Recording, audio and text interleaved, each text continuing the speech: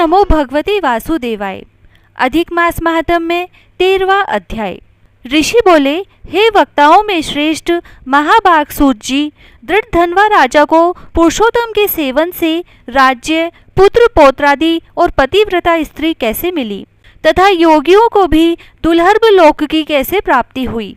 सो हे तात, आपके मुख कमल से बार बार कथा के सार को सुनकर हम लोगों की तृप्ति नहीं होती, अतः इस पुरातन इतिहास को विस्तार से कहिए।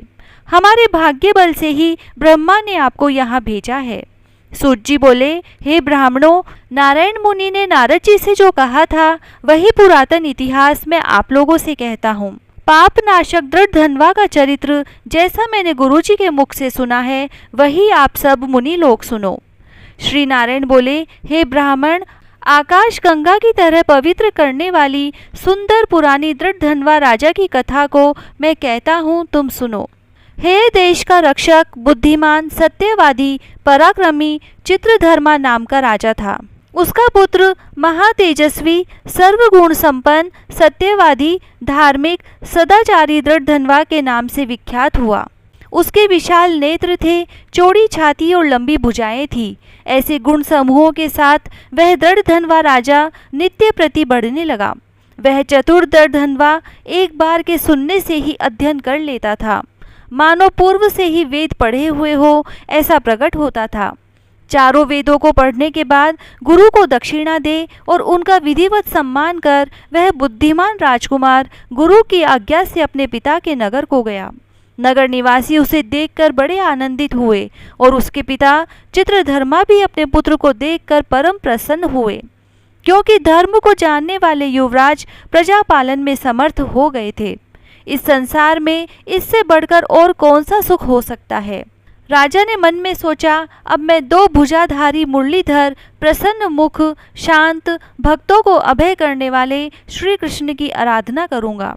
जैसे ध्रुव, अम्बरीश, ययाति, शर्याति, शिवी, रंतिदेव, शशबिंदु, भगीरथ, भीष्म, विदुर, दुष्यंत, भरत, पृथु, उत्तानपाद, प्रहलाद, विभीषण आदि यह सभी भोगों को छोड़ भगवान पुरुषोत्तम की आराधना कर परम पद को प्राप्त हुए। इसीलिए मैं भी स्त्री, घर, पुत्रादि के स्नेह रूपी बंधन को तोड़कर वन में जाकर हरि का भजन करूंगा। मन में ऐसा निश्चय करके चित्रधर्मा अपने पुत्र दृढ़धनवा को राज्य पाठ सौंपकर विरक्त हो पुलह ऋषि के आश्रम को चले गए, जहाँ सब कामनाओं का परित्याग कर निराहार रह निरंतर श्री कृष्ण भगवान का स्मरण करते हुए तप करने लगे। बहुत समय तक तप करके वे अंत में भगवान के परम धाम को चले गए। जब दृढ़धनवा ने अपने पिता की वैष्णवी गति को सुना तो चित्त में उनके वियोग का दुख हुआ, परंतु परम धाम की प्राप्ति से उन्हें हर्ष भी हुआ। पश्चात विद्वानों के कथनानुसार पिता का शास्त्र विधि अनुसार सब कर्म किया। नीति शास्त्र में निपुण पुण्यात्मा राजा दृढ़धनवा पुष्करावर्तक नामक नगर में राज्य करने लगा।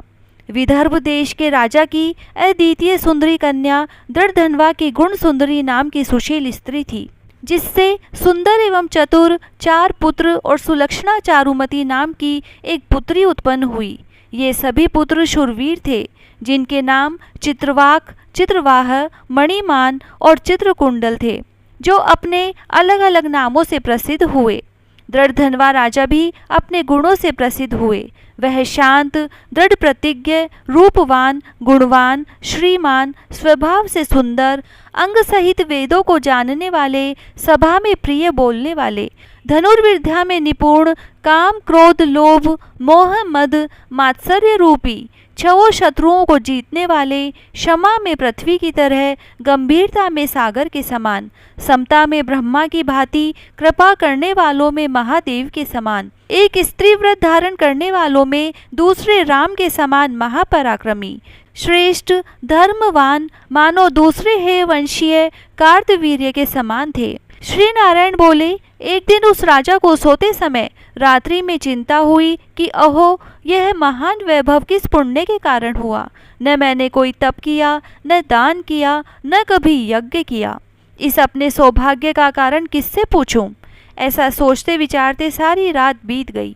प्रातः ब्रह्म मुहूर्त में उठकर यथाविधि स्नान कर अर्घ्य आदि दे तथा देवालय में देव पूजन करके ब्राह्मणों को सूर्य का दान देकर उन्हें नमस्कार कर घोड़े पर चढ़ तत्काल शिकार खेलने वन को चला गया।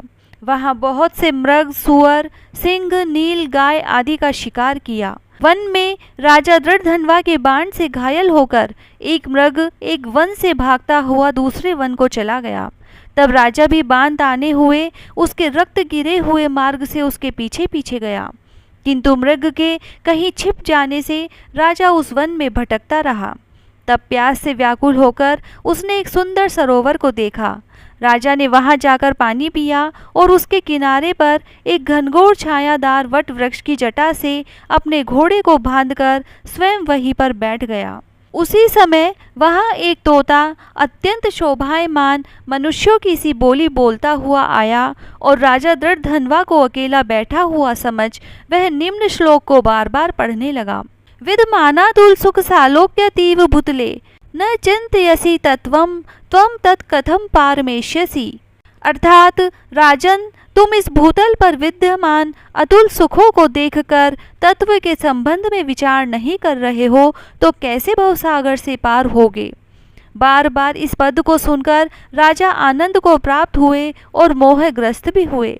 तोता सार गर्भित कठोर नारियल के समान गंभीर पद को बार बार क्यों पढ़ता है, जो बड़ी कठिनाई से समझ में आने योग्य है। क्या ये ही श्री शुकदेव जी है जो श्री कृष्ण के सेवक मुझ संसार में डूबे हुए मूढ़ को परीक्षित की भांति कृपा करके उद्धार करने आए हैं। ऐसा सोच ही रहे थे कि इतने में उनकी सेना भी राजा को ढूंढते ढूंढते वहां आ गई। उधर तोता भी राजा को आत्मबोध कराकर अंतर्ध्यान हो गया। राजा अपने नगर में आकर तोता के वाक्य को स्मरण करते रहे। उन्होंने भोजन पानी सब छोड़ दिया और गुमसुम से हो गए, किसी के बोलने से भी नहीं बोलते। तब रानी ने एकांत में आकर राजा से प्रेम सहित कहा, हे राजन, आज ऐसे उदास क्यों हो रहे हो? उठिए, भोजन पानी कीजिए और बातचीत कीजिए। उस प्रकार रानी के समझाने पर भी राजा देवताओं को भी दूर गए तोता के सत्य वचन स्मरण करता रहा और कुछ भी न बोला। तब रानी दीर्घ श्वास लेकर अपने पति के मानसिक दुख से अत्यंत पीड़ित हुई और स्वामी की कठिन चिंता के कारण को नहीं जान सकी। ऐसी चिंता में राजा का बहुत समय व्यतीत हो गया, किंतु संदेह दूर करने का कोई उपाय दिखाई नहीं दिया। नारद जी बोले, हे मुने, ऐसी चिंता करते हुए राजा दृढ़धनवा का क्या हुआ सो कहिए, क्योंकि विष्णु भगवान के पवित्र चरित्र को थोड़ा सा भी सुनने से पाप नाश हो जाते हैं। 13वां अध्याय समाप्त। जय श्री राधे।